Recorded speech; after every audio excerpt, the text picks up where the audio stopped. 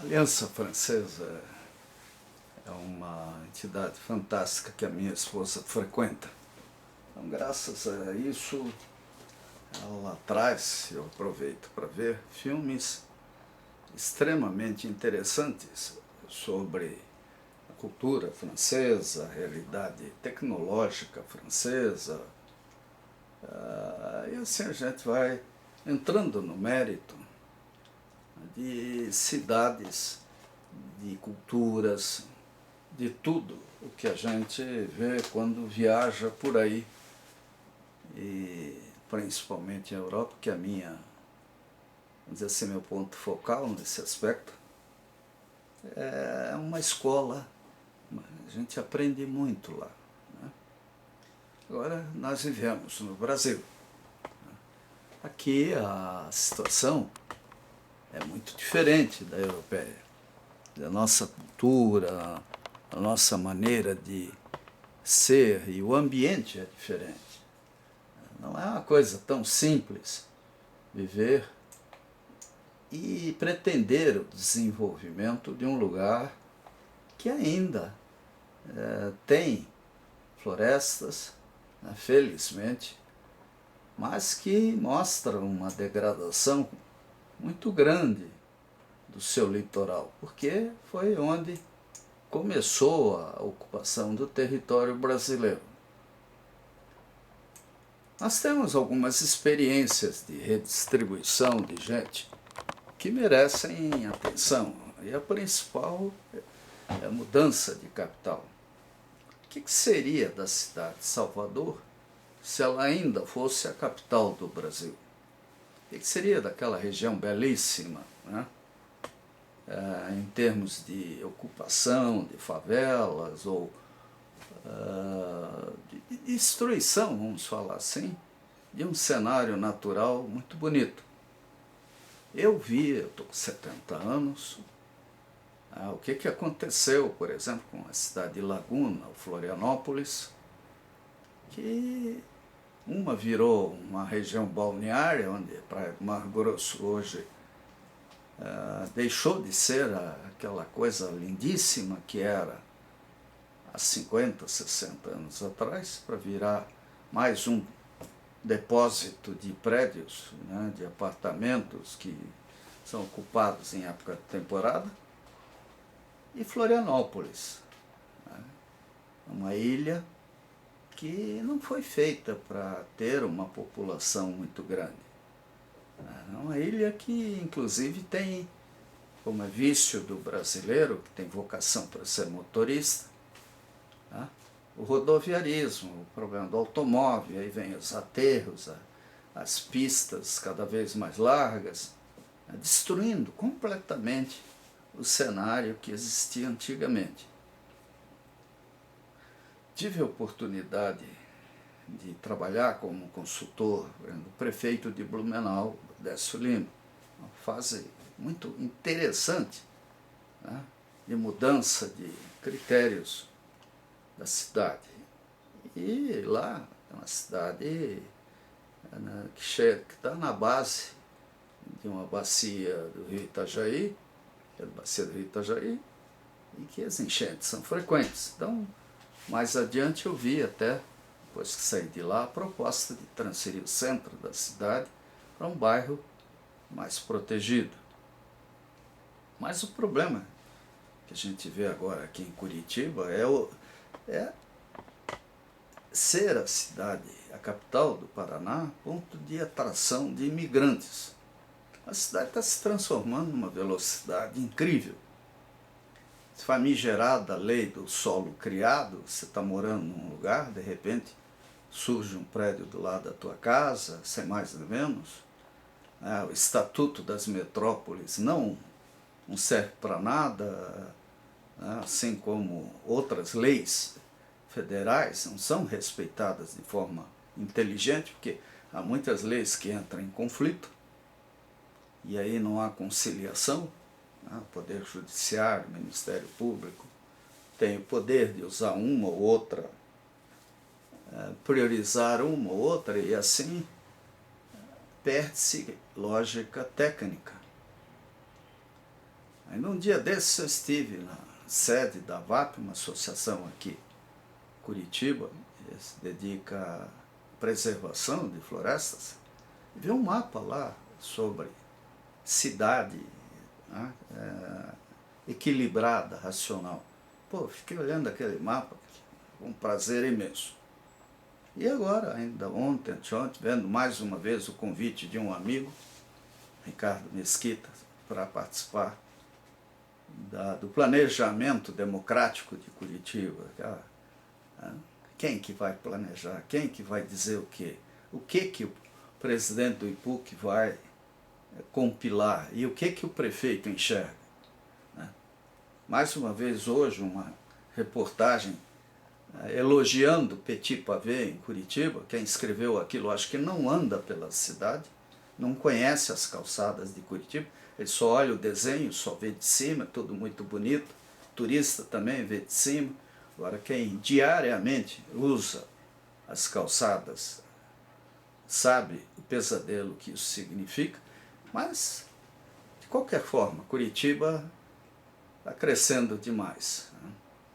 E de uma forma não coordenada com a sua infraestrutura de saneamento básico, de tudo, né? Tudo é o caso das redes aéreas. Provavelmente porque interessa a alguns grupos aí que esse varal urbano seja mantido, que é a forma mais barata de explorar seus serviços, a gente continua com essa vergonha na cidade. Mas a verdade pura e simples é que nós temos e podemos redistribuir a população. Assembleia Legislativa, governador, lideranças políticas poderão colocar em discussão no estado do Paraná, no estado de Santa Catarina, Rio de Janeiro. Rio de Janeiro não tem muita opção ali, é um estado estreito, mas São Paulo, né, Bahia, Pernambuco e outros lugares, mudança da capital. Tirar a capital política administrativa de onde está e colocá-la num lugar adequado.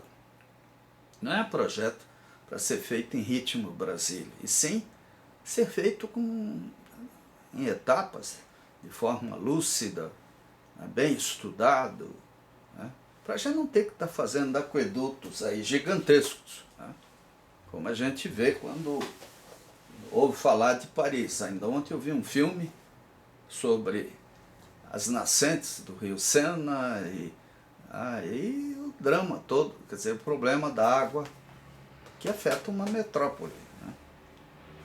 Nós temos exemplos. Não tínhamos consciência de uma série de problemas.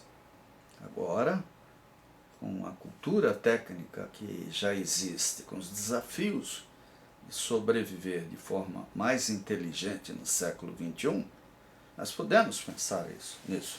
E aqui, o que a gente faz com os prédios que vão sobrar? Eles podem vir a ser museus, podem vir a ser escolas, universidades, hospitais, locais de...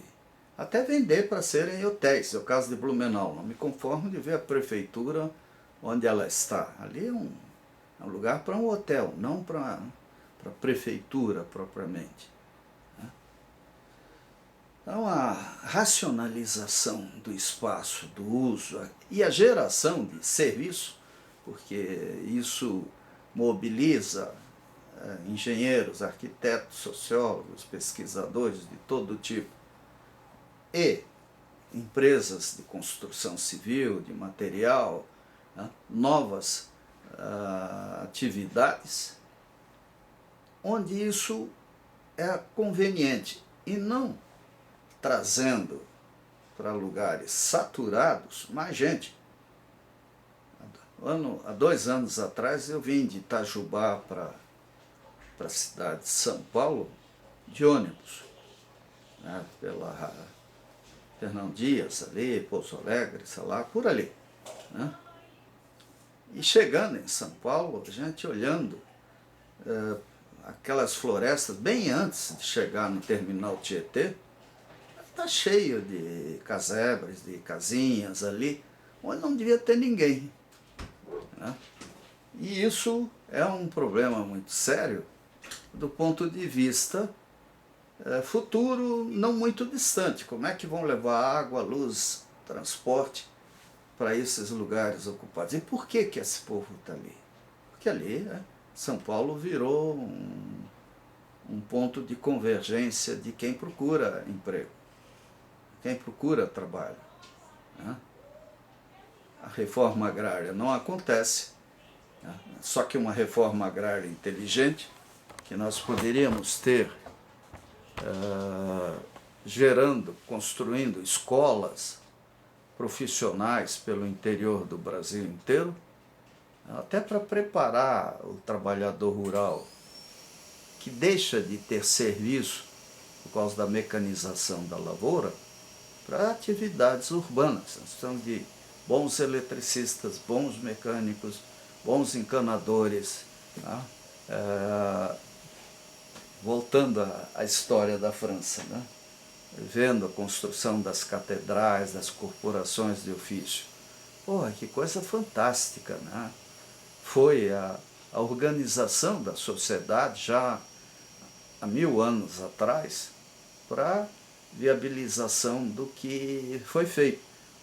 Antes disso, Roma, Constantinopla, tudo, foram obras, apesar de critérios até de desprezo pelo povo, que já de cara tinham serviços que nós ainda não temos, né, de forma adequada nas nossas cidades. Então o Brasil pode ser refeito. E nesse período, talvez, de recessão que nós vamos enfrentar, é o momento de replanejar. Quando aí não tem dinheiro para fazer, vamos fazer estudos, vamos fazer planos, vamos discutir com profundidade o futuro das cidades, dos estados e do país, para na hora que a gente sair desse sufoco, a gente saiba fazer as coisas de forma correta, né? Eu sou do setor elétrico e vejo aqui no setor elétrico como ele, a partir principalmente da Chesf, né, ele cresceu e ganhou impulso. Como também participei em Curitiba de debates, por exemplo, sobre o bonde, e até esse livro me diverte muito, eu mantenho aqui, porque há uma afirmação aí sobre o transporte coletivo urbano de Curitiba, que o tempo mostrou que estava errado. E essa coleção aqui sensacional, né, esse volume aqui, conta a história, por exemplo, desses últimos 100 anos, até a época em que o livro foi publicado, sobre urbanismo no Brasil. E há atualmente uma coleção imensa de bons trabalhos sobre urbanismo, feito por sociólogos, feito por pessoas que de fato entram no mérito da vida nas cidades, dos critérios de crescimento e dos efeitos nem sempre desejáveis de estratégias maldosas até de desenvolvimento. Nós temos que refazer o Brasil de forma sensata, objetiva e pensando nos desafios do século XXI.